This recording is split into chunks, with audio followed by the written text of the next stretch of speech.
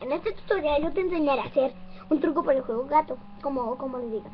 Bueno, primero inician haciendo un asterisco, o como le digan ustedes.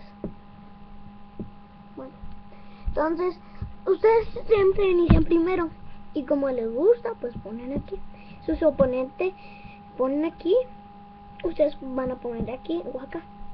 Entonces su oponente va a poner aquí y ustedes aquí, y ya tienen la victoria. Tienen ya dos formas de ganar. Sí, una y dos. Bueno, si su oponente puede poner aquí o acá, él elige. Bueno, si pone aquí, van a perder todas formas, pero van a ganar al mismo tiempo. Bien, listo, ganar. Eso es todo por hoy. Espero que les haya gustado este tutorial y quiero que vean a mi perrita Kechi. Esperen, por favor. Bien. Aquí está mi perra Kechi. Es una perrita muy bonita. Observenla. Aquí está.